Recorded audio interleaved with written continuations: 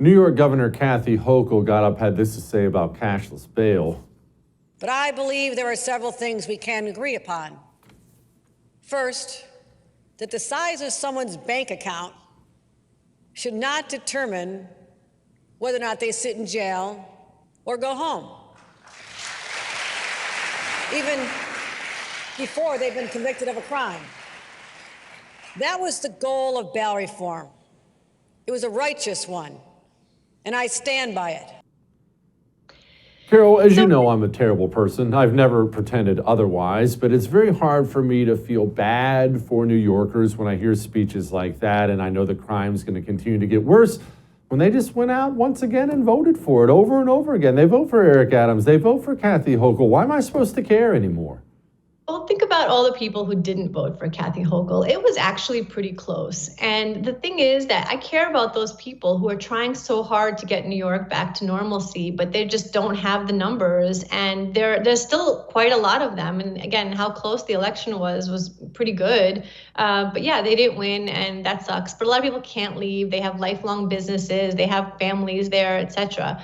But I would say it's interesting because I am actually a very good person. So for a long time, I also thought, why does your bank account dictate, whether or not you're out on bail? But this is such a great example of the sheer lunacy. I never wanted zero bail. Zero is crazy. Why would you have zero bail? Okay. There was once a shoplifting story. A shoplifter had managed to get away from the police. And because he had gotten away from the police, they had him in the back of the car. He managed to escape. It was a whole thing. He had a $10,000 bail, this homeless teenager who was shoplifting. And I was like, that's crazy. Obviously 10,000 to him is like 10 million. So I always wanted the bail to kind of match up with the crime or the person, sure. But zero is like just saying we don't care about crime. We don't want to fight this. And let's let everybody back out on the streets to commit more crime. Zero is bananas. Can it be saved? Now, I'm not under the impression that it would be anytime soon. You got a George Soros DA, you got Eric Adams, Kathy Hochul's an idiot. I know change isn't coming anytime soon. I know traditionally you would say, well, it'll bottom out eventually. New York's been down before. Karol, I'm sorry, I just don't see it with this modern day Democratic Party. I don't see it.